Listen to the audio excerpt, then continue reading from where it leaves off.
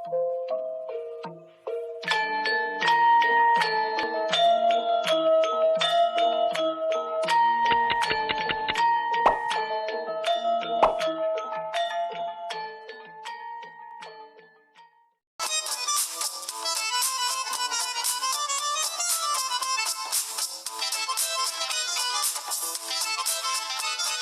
datang, selamat bergabung di channel Keluarga Baking.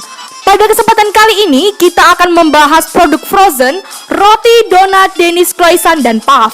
Sebelum lanjut ke video, jangan lupa untuk klik tombol subscribe dan nyalakan lonceng notifikasinya.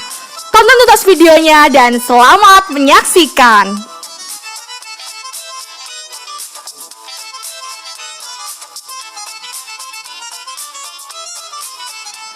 Halo sahabat baker, bertemu kembali bersama saya Eko Madrutno di channel Keluarga Baking. Pada pertemuan kali ini Keluarga Baking akan berbagi tentang frozen product ya.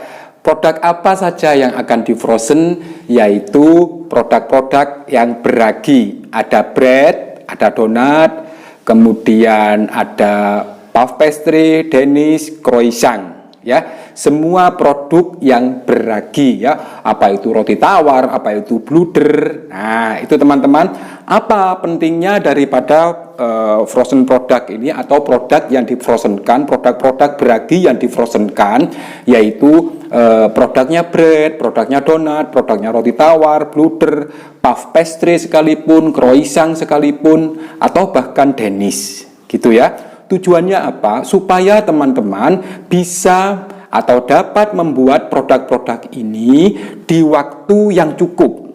Ya, misalkan ini, saya minggu depan ada pesanan 1000 pieces bluder, misalkan ya. Padahal di rumah saya cuma ada saya dengan 1 orang pegawai. Kemudian peralatannya juga begitu, tidak menunjang. Maka teman-teman supaya bisa membuat produk yang banyak, maka seminggu sebelumnya teman-teman sudah harus membuat. Ya, artinya kalau 1000 maka dibagi 7, kira-kira sehari itu 150 pieces donat atau roti harus dibuat. Ya, kemudian hasilnya ini disimpan. Nanti pada Sabtu malam hari ke-6-nya itu baru produk-produk ini dikeluarkan. Ya, yang mentah difermentasi kemudian di bake di oven. Kalau yang mateng mungkin kalau dikirim Minggu pagi, Sabtu malam dikeluarkan, setelah mencapai suhu ruang itu nanti akan dibungkus atau dikemasi ya, baru di packing, baru di box. Nah, itu teman-teman. Jadi teman-teman bisa membuat hari pertama 150 pieces, hari kedua 150 sampai selesai. Gitu. Ini kalau misalkan orangnya hanya sedikit. Tapi kalau pekerjanya banyak ya otomatis 1000 ini adalah jumlah yang kecil untuk sebuah usaha gitu. Tetapi kalau teman-teman merintis usahanya dari kecil, kemudian ada pesanan 1000, maka teman-teman bisa melakukan produksi ini jauh-jauh hari sebelumnya, produknya difrozenkan. Difrozenkan seperti apa? Difrozenkan dalam keadaan mentah bisa, dalam keadaan sudah di oven itu bisa. Nah, itu teman-teman ya. Jadi nanti kita akan berbagi bagaimana jika teman-teman membuat produk ini disimpan adonan mentahnya. Ada beberapa cara ya, ada 4 cara ya yang bisa dilakukan menyimpan dalam keadaan mentah, gitu ya. Kemudian yang kedua yaitu menyimpan dalam keadaan matang. Nah, produk frozen ini nanti teman-teman berlaku buat adonan seperti yang saya sebutkan tadi, berlaku pada adonan Danish, berlaku pada adonan croissant, berlaku pada adonan puff pastry, kemudian donat, lalu roti manis maupun bluder dan roti tawar ya.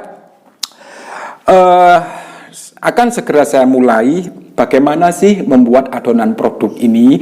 Jadi adonan produk ini adalah adonan yang akan saya terangkan, adonan yang disimpan pada saat adonan masih mentah ya.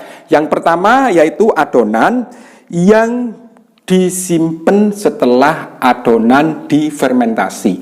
Jadi Anda setelah membuat adonan, setelah digiling, adonannya sudah dianggap mateng, maka adonannya difermentasi pertama ya, dibulatkan, kemudian dibiarkan 30 menit, baru Anda tipiskan, lalu disimpan di dalam freezer. Lebih jelasnya simak video di bawah ini ya. Nah, jadi teman-teman sekarang akan menyimpan adonan ini di tahap pertama. Ini berlaku buat adonan donat, roti manis, bluder, maupun roti tawar atau bakpo sekalipun ya. Jadi adonan setelah digiling, difermentasi 30 menit, kemudian ditipiskan teman-teman. Kenapa ditipiskan? Supaya proses pembekuannya bisa seragam antara adonan yang bawah, tengah, dan adonan yang di atas. Gitu teman-teman ya. Jadi udara ini diusahakan semaksimal mungkin habis, tidak ada. Maka gunakanlah rolling pin ya. Jadi seperti ini caranya. Ditipiskan saja adonannya karena adonannya banyak. Saya buatnya kan ini sekitar ini 1 kilo. Ya, jadi ditipiskan, tidak boleh bulat-bulat dimasukkan ke dalam freezer. Nanti pembekuannya tidak seragam. Itu teman-teman ya. Setelah diletakkan di loyang yang sudah dialasi plastik, Anda tutup dengan plastik lagi, baru Anda simpan freezer. Kapan ini akan dilakukan? Ke proses selanjutnya terserah setelah Anda mempunyai waktu untuk mengerjakannya. Nah, di video yang pertama tadi bisa Anda lihat ya, adonan setelah digiling, setelah diuleni sampai elastis, maka adonan ini difermentasi biar ada proses pembusukan selama 20 menit sampai 30 menit. Ini musim dingin, jadi teman-teman bisa melakukannya dalam waktu 30 menit. Kemudian setelah 30 menit adonannya ditipiskan teman-teman ya. Kenapa ditipiskan? Supaya pembekuannya berjalan dengan seragam antara yang atas, kemudian yang tengah, dan yang bawah. Sehingga pembekuan ini berjalan secara bersamaan. Nah, itu tujuannya. Tapi kalau bulat-bulat seperti ini, yang atas beku, yang bawah beku, tapi yang tengah belum. Ini harus dihindari karena akan terjadi proses over fermentasi nanti. Nanti adonan bisa masam. Ingat, ini adonan sudah elastis, gitu ya. Kemudian adonan ditipiskan, diletakkan di loyang ya, diletakkan di loyang. Jika loyang Anda sebesar ini, maka Anda akan menipiskan selebar ini sepanjang loyang ini. Ya, diberi alas plastik teman-teman ya. Selanjutnya atasnya juga ditutup dengan plastik, baru disimpan di dalam freezer. Dibekukan. Sampai kapan disimpan di dalam beku? Sampai teman-teman sempat melakukannya. Sampai teman-teman punya waktu untuk menanganinya. Ya, misalkan buat adonan dulu. Mau di frozen seperti ini. Seperti cara setelah digiling baru di frozen. Buat saja. Ya, 1 kilo misalkan jadi 100, maka teman-teman harus membuat 10 kilo. Ya, mesin Anda jika 1 gilingan bisa membuat 2 kilo, maka Anda harus menggiling 5 kali nanti. Jadi bisa nanti ada 5 loyang ini. Ya, simpen, ya, dibekukan. Nanti yang kedua boleh diberi gelas atau apa ya, taruh lagi atasnya. Seperti itu. Kapan bisa dilakukan? Saat teman-teman sudah sempat melakukannya, menanganinya. Jika buat, saya bilang ini 7 hari ya, nanti di hari ke-7 baru akan di oven. Baru nanti hari ke-6 teman-teman keluarkan semua. Keluarkan, 1 loyang dikeluarkan. Setelah mencapai suhu ruang, Anda akan menimbangi adonan. Setelah mencapai suhu ruang, Anda akan menimbangi adonan. Berapa? 40, 50, 60 gram, silakan ditimbang. Setelah proses penimbangan, Anda bulatkan. Ya, Anda bulatkan, lalu fermentasi lagi selama 20 menit, selanjutnya diisi, lalu di proofing atau fermentasi terakhir di oven. Nah, kelemahan jika teman-teman menyimpan frozen adonan di tahap yang pertama ini, kesulitannya adalah, kelemahannya adalah adonan ini biasanya basah, sehingga ketika Anda membagi, ketika Anda membulatkan, adonannya agak sulit dibulatkan karena bekas dari penyimpanan di freezer, ya, bekas di frozen. Saya tidak melakukan hal yang ini, tetapi ini boleh dilakukan, ya teman-teman ya. Misal ini Anda membuat, ternyata setengah jam lagi ada pengumuman atau akan ada tamu misalkan ya, sudah giling aja, selesaikan, simpen di freezer. Ya, nanti ketika tamu pulang Anda bisa melakukannya. Ya, itu cara yang pertama. Nah, cara yang kedua adalah teman-teman, ya, setelah adonan digiling, ya, Anda masuk ke tahapan berikutnya, difermentasi. Begitu ya. Setelah fermentasi 20 menit, 30 menit, Anda akan menimbang. Ya. Setelah menimbang, teman-teman membulatkan. Nah, setelah dibulatkan ini, teman-teman atur di loyang, ya, atur di loyang. Kemudian ini diberi plastik ya. Atur di sini, ya, diberi jarak 1 sentian, atur di sini. Terus sampai penuh. Dibulatkan, atur di loyang sampai penuh. Dialasi plastik ya teman-teman ya, biar mudah ngambilnya nanti. Setelah itu tutup dengan plastik, masukkan ke dalam freezer. Ya. Kapan ini bisa dilakukan? Ya, kapan ini bisa lakukan? Saat Anda punya waktu untuk melakukannya. Kalau di hari ke-7 mau di oven, hari ke-6 baru dikeluarkan. Ya, setelah mencapai suhu ruang, tahapan berikutnya adalah isi adonannya. Setelah diisi, maka teman-teman akan melakukan proses berikutnya untuk pembuatan roti, donat maupun bluder, ya. Difermentasi terakhir baru di oven. Nah, itu ya teman-teman ya, di video kedua Anda bisa melihat adonan setelah digiling, difermentasi pertama, kemudian ditimbangi, setelah ditimbangi dibulatkan, setelah dibulatkan disimpan di dalam freezer, ya, simpan dalam freezer. Setelah disimpan dalam freezer, Anda bisa melakukannya, Anda bisa menangani produk adonan frozen ini kapanpun Anda mau. Bulan depan bisa, bulan kedua bisa, nanti bulan Maret juga bisa, terserah. Selama freezer Anda bagus, Anda bisa melakukan kapan saja. Oke. Itu cara yang kedua, ya teman-teman ya. Jadi setelah adonan ini dibulatkan, kemudian simpan dalam freezer, kalau mau mengerjakan dikeluarkan setelah suhu ruang, Anda bisa mengisi, bisa membentuk, kemudian fermentasi terakhir atau proofing baru di bake. Ya, sekarang kita masuk ke cara yang ketiga, yaitu Anda akan menyimpan adonan ini, ya, setelah adonannya diisi. Oke, di cara kedua, setelah dibulatkan, diletakkan di loyang, kemudian di freezer. Nah, kalau Anda mau menyimpan setelah diisi, maka setelah adonan ini dibulatkan, biarkan 20 menit, 30 menit, Anda lalu mengisi. Ya, ngisi ini sekaligus membentuk.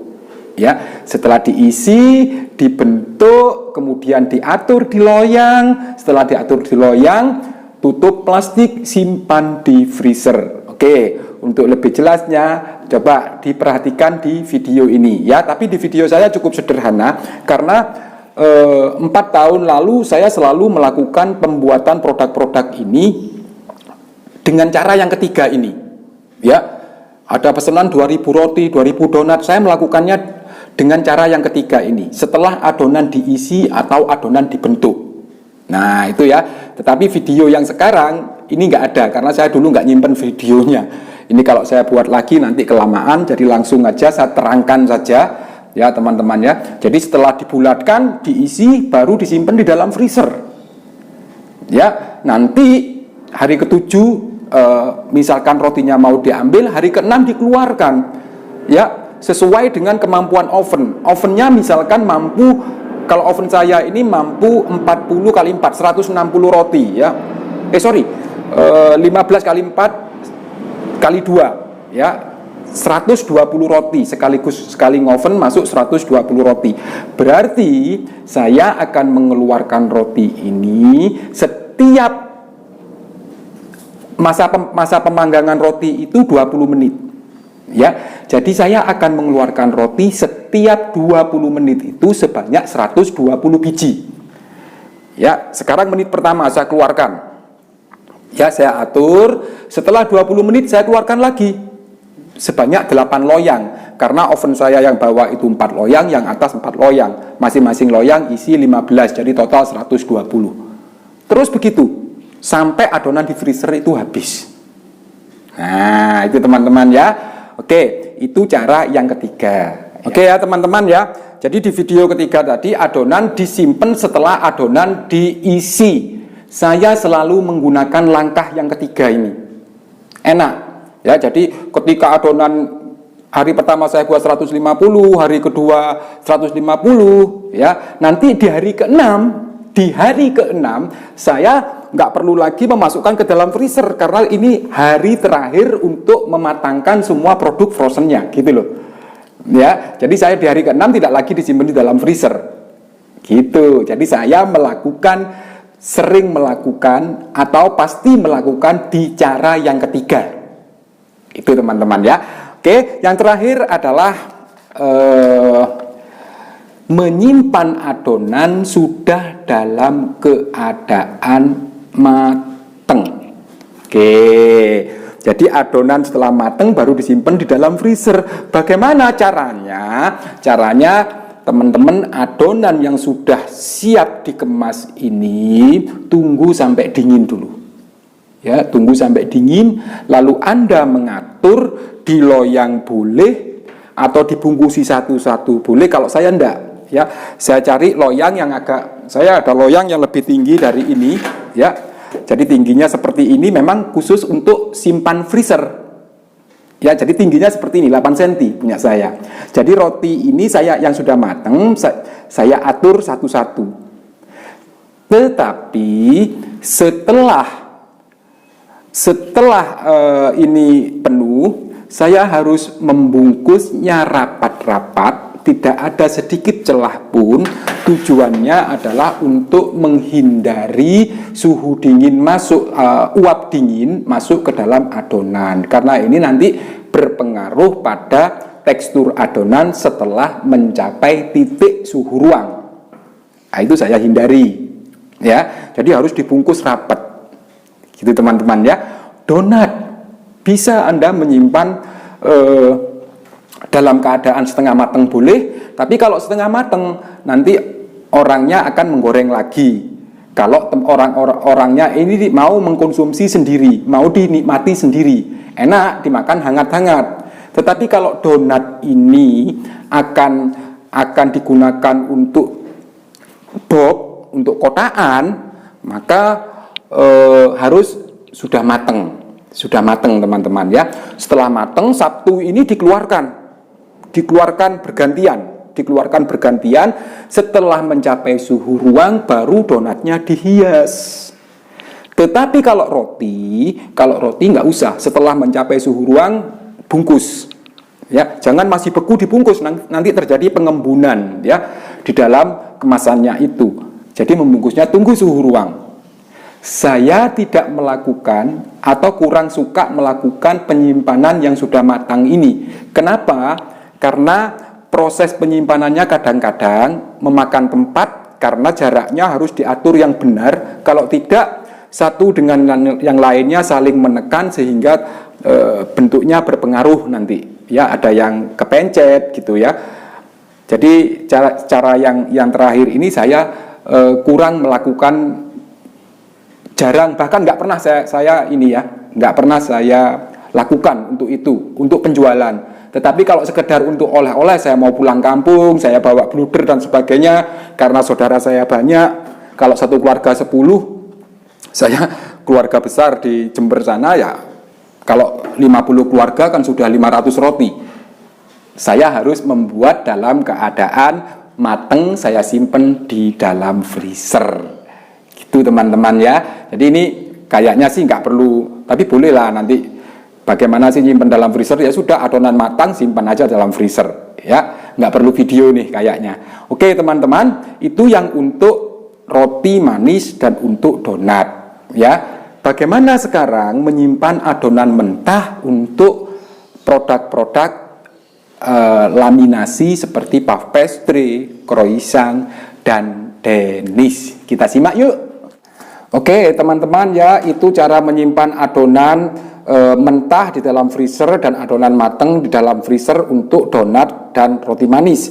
Ya, untuk jelasnya supaya teman-teman bisa menangkap apa yang saya jelaskan.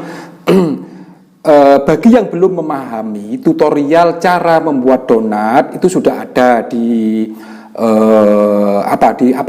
di link ya, di channel ya, di channel saya di Keluarga Baking, termasuk tahapan-tahapan membuat roti ada di situ. Ya, caranya sama ya.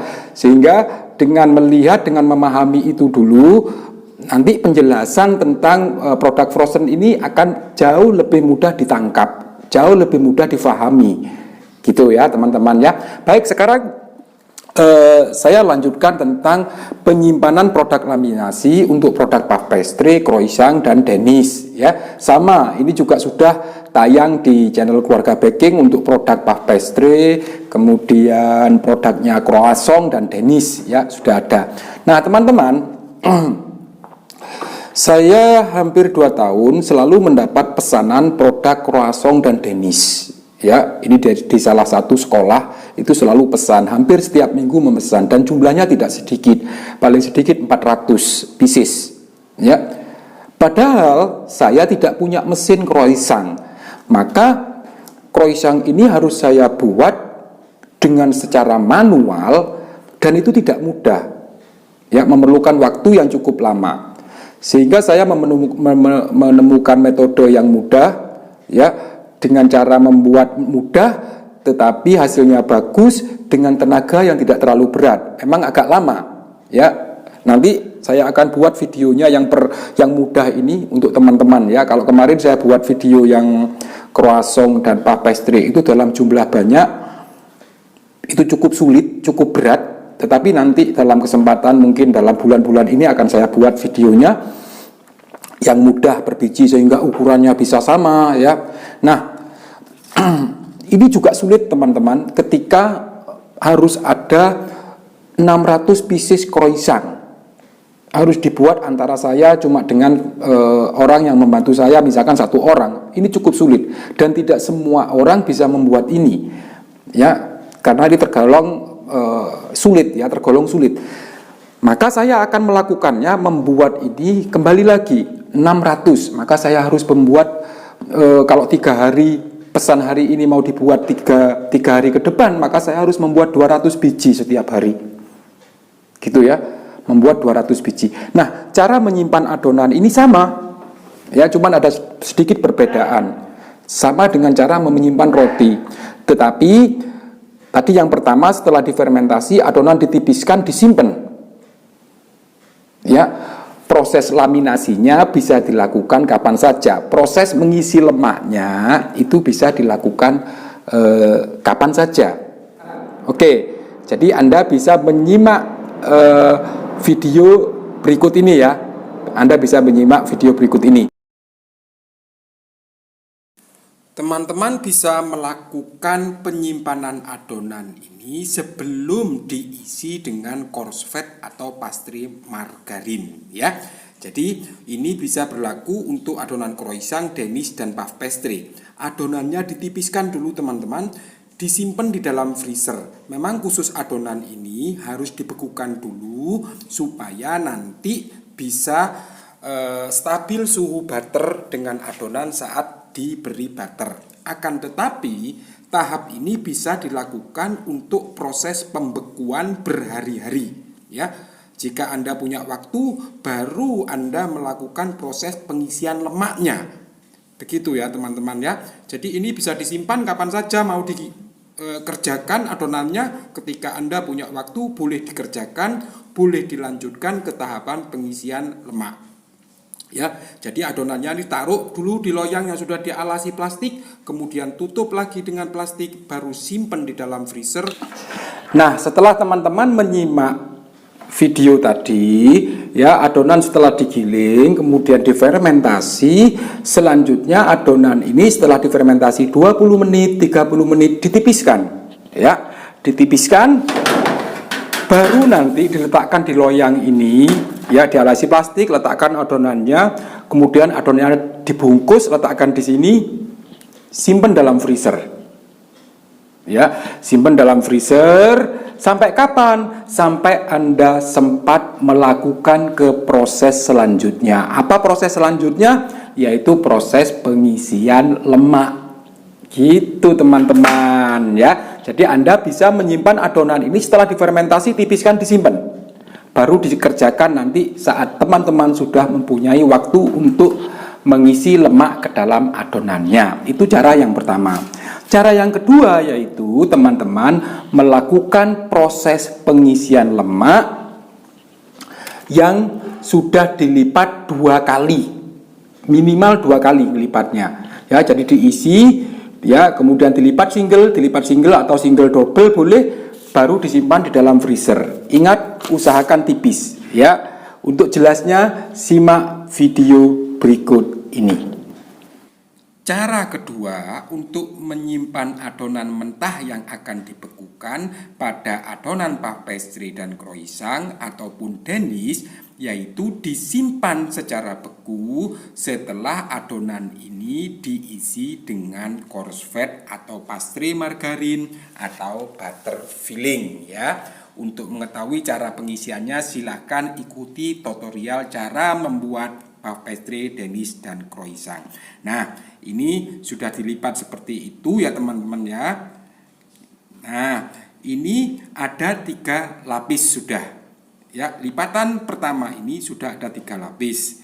Selanjutnya adonan ini akan ditipiskan lagi teman-teman ya. Oke, ditipiskan lagi supaya, karena ini adonannya masih beku teman-teman ya, masih dingin, sehingga saya berani untuk menipiskan lagi. Tidak perlu disimpan ke freezer dulu, langsung saya tipiskan lagi karena butternya masih padat, adonannya juga masih dingin ya. Jadi ini masih ada 3 lapisan. Sekarang setelah adonan ini memanjang, akan dilipat untuk yang kedua kalinya menggunakan lipatan double. Tetapi Anda boleh menggunakan lipatan single ya teman-teman ya. Oke, sekarang adonan ini sudah panjang, kita akan melakukan proses pelipatan ya. Lipatannya akan dilakukan lipatan double. Nah, ini akan dilipat kembali ya. Ya, ini dipotong dulu teman-teman supaya nanti mudah untuk membentuk simetrisnya ya. Nah, ini sudah dilipat double teman-teman. Sekarang adonan ini sudah menjadi 12 lapis. Sebelum ini disimpan di dalam freezer, tolong tipiskan dulu, lebih tipis lagi supaya nanti proses pembekuannya seragam dan pada saat dikeluarkan dari freezer nanti Anda tidak kesulitan untuk menipiskan lagi.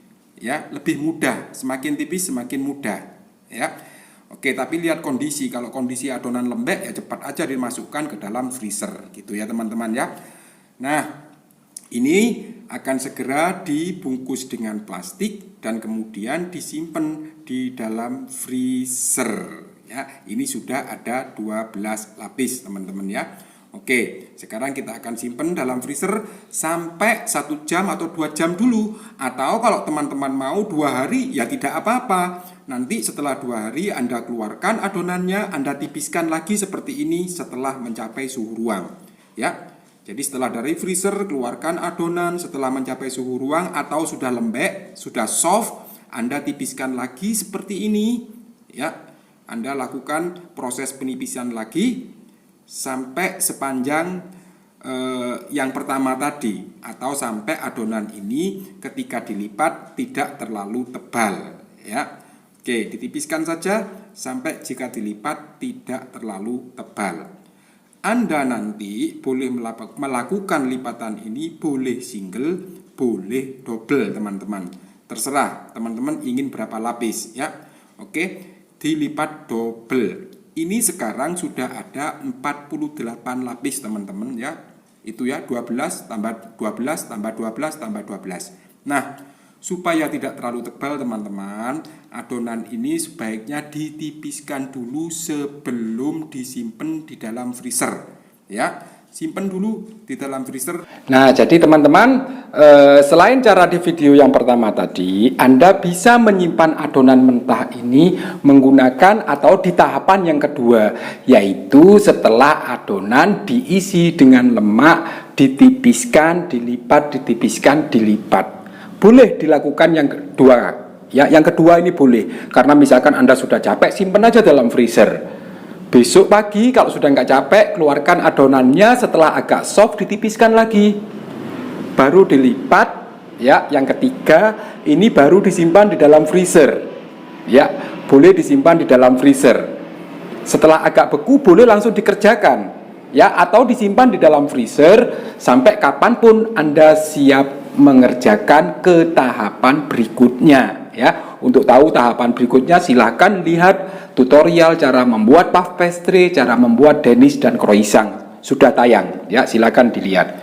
Ya, jadi cara yang pertama tadi, adonan setelah difermentasi ditipiskan, simpan freezer. Saat Anda punya waktu, keluarkan, lanjutkan ke tahapan berikutnya. Cara yang kedua, adonan disimpan setelah diisi dengan coarse fat, dengan pastry margarin atau butter filling, itu boleh. Ya, setelah dilipat-lipat 2 kali atau 3 kali pelipatan, simpen di freezer. Ya, usahakan tipis. Kapan dilakukan? Terserah. Setelah Anda punya waktu, Anda kerjakan ke tahapan berikutnya. Nah, gitu ya.